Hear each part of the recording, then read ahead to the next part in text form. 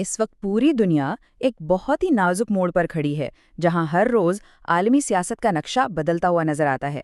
خاص طور پر مشرق وسطیٰ میں ایران، امریکہ اور اسرائیل کے بیچ جو کشیدگی بڑھ رہی ہے نا، اس نے حالات کو انتہائی حساس بنا دیا ہے۔ تو آئیے اس ساری پیچیدہ صورتحال کو ذرا آسان لفظوں میں سمجھنے کی کوشش کرتے ہیں۔ تو پھر سب سے بڑا سوال یہی ہے جو آج ہر کسی کے ذہن میں گردش کر رہا ہے، کیا یہ جو کچھ ہو رہا ہے یہ صرف سیاسی دباؤ اور طاقت کا ایک کھیل ہے، یا کیا ہم سچ میں ایک بہت بڑی جنگ کے دہانے پر آ کھڑے ہوئے ہیں؟ اچھا، اس سوال کا جواب ڈھونڈنے کے لیے نا ہمیں تھوڑا ماضی میں جانا پڑے گا۔ یہ جو کشیدگی آج ہمیں نظر آ رہی ہے، یہ کوئی نئی بات نہیں ہے، بلکہ اس کی جڑیں کئی دہائیاں پرانی ہیں۔ اور دیکھیں، تاریخ کا سبق بھی یہی ہے۔ پہلی اور دوسری عالمی جنگ بھی اچانک شروع نہیں ہوئی تھیں۔ ٹھیک اسی طرح یہ جو آج کی صورتحال ہے، یہ بھی سالوں کے سیاسی اختلافات اور طاقت کے کھیل کا ہی نتیجہ ہے۔ یہ سب کچھ ایک دن میں نہیں ہوا۔ تو ذرا اس ٹائم لائن پر نظر ڈالتے ہیں کہ یہ سب شروع کہاں سے ہوا۔ بات شروع ہوتی ہے 1979 کے ایرانی انقلاب سے، جس نے امریکہ اور ایران کے تعلقات کو ہمیشہ کے لیے ہی بدل کر رکھ دیا۔ پھر اس کے بعد کیا ہوا؟ امریکہ نے ایران پر اقتصادی پابندیاں لگانا شروع کر دیں، اور جواب میں ایران نے پورے خطے میں اپنا سیاسی اور فوجی اثر و رسوخ بڑھانا شروع کر دیا۔ اور پھر حالیہ سالوں میں تو بات بہت آگے نکل گئی ہے۔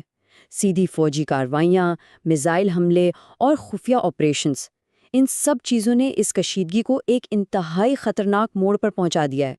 تو چلیے اب دیکھتے ہیں کہ اس کہانی کے جو 3 بڑے کردار ہیں، ایران، اسرائیل اور امریکہ، ان کا اپنا اپنا کیا موقف ہے اور وہ چاہتے کیا ہیں۔ یہاں اس ٹیبل میں سب کچھ بہت صاف صاف لکھا ہے۔ ایران کا کہنا ہے بھئی ہمارا ایٹمی پروگرام تو بالکل پرامن مقاصد کے لیے ہے، جیسے کہ بجلی بنانا اور سائنسی تحقیق کرنا۔ ان کا اصل مقصد ہے اقتصادی پابندیوں سے نکلنا اور خطے میں اپنی طاقت کو مضبوط کرنا۔ دوسری طرف ہے اسرائیل، جو ایران کے ایٹمی پروگرام کو اپنے وجود کے لیے سب سے بڑا خطرہ سمجھتا ہے، اور وہ اسے کسی بھی قیمت پر روکنا چاہتا ہے، چاہے اس کے لیے طاقت ہی کیوں نہ استعمال کرنی پڑے۔ اور پھر آتا ہے امریکہ، جو صاف کہتا ہے کہ اسے ایران کی باتوں پر کوئی اعتبار نہیں، اور وہ پابندیوں اور اپنی فوجی موجودگی کے ذریعے ایران کے اثر و رسوخ کو محدود رکھنا چاہتا ہے۔ اور یہی جو اختلاف ہے نا، یہی اس سارے مسئلے کی جڑ ہے۔ اب سوچنے کی بات یہ ہے کہ خدا نہ خواستہ اگر ان تینوں میں سیدھی جنگ چھڑ گئی تو کیا اس کا اثر صرف انہی تک رہے گا؟ بالکل نہیں۔ یہ بات 100% سچ ہے۔ اگر اس خطے میں جنگ ہوتی ہے تو اس کے نتائج صرف اسی خطے میں نہیں رہیں گے، اس کی آگ کی لہریں پوری دنیا میں محسوس کی جائیں گی۔ تیل کی قیمتوں سے لے کر عالمی تجارت تک ہر چیز پر اس کا اثر پڑے گا۔ یہاں کچھ ممکنہ اثرات کی ایک جھلک ہے۔ سب سے پہلے تو تیل کی قیمتیں، وہ تو آسمان سے باتیں کرنے لگیں گی۔ پوری دنیا میں تجارت کے راستے بند ہو سکتے ہیں، جس سے ہر ملک میں معاشی بحران آ جائے گا۔ اور سب سے بڑا خطرہ وہ یہ ہے کہ یہ جنگ پھیل سکتی ہے اور دوسرے ممالک بھی اس میں کھینچے چلے آ سکتے ہیں، جس کا انسانی نقصان ناقابل تصور ہوگا۔ اب پاکستان جیسے ملک کے لیے، جو بالکل اسی حساس خطے میں موجود ہے، صورتحال اور بھی زیادہ نازک ہو جاتی ہے۔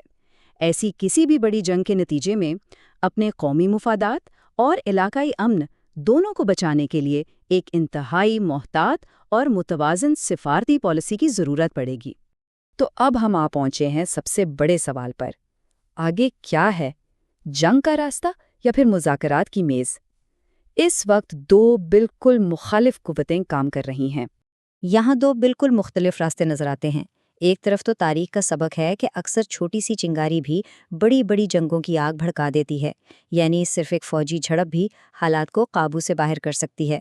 لیکن دوسری طرف آج کی حقیقت یہ ہے کہ جدید جنگ سب کے لیے معاشی طور پر تباہ کن ہوتی ہے۔ آج دنیا کے تمام ممالک معاشی طور پر ایک دوسرے سے جڑے ہوئے ہیں، اور یہی وہ چیز ہے جو جنگ کو روکنے والی ایک بہت بڑی طاقت بھی ہے۔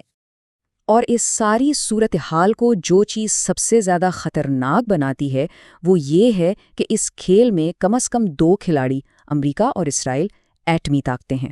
اس لیے اگر براہ راست جنگ ہوتی ہے تو اس کے نتائج اتنے خطرناک ہو سکتے ہیں جس کا ہم تصور بھی نہیں کر سکتے۔ اسی لیے زیادہ تر ماہرین کا یہی ماننا ہے کہ آخر کار حل مذاکرات کی میز پر ہی نکلے گا۔ جنگ کبھی کسی مسئلے کو حل نہیں کرتی، بلکہ اسے اور زیادہ الجھا دیتی ہے۔ بھلے ہی حالات کتنے ہی کشیدہ کیوں نہ ہوں، امید یہی کی جاتی ہے کہ عالمی طاقتیں عقل سے کام لیں گی۔ لیکن اتنی ساری باتوں کے بعد بھی ایک سوال وہیں کا وہیں کھڑا ہے۔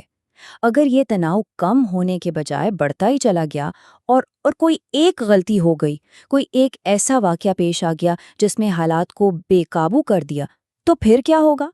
یہی وہ سوال ہے جس کا جواب اس وقت پوری دنیا تلاش کر رہی ہے۔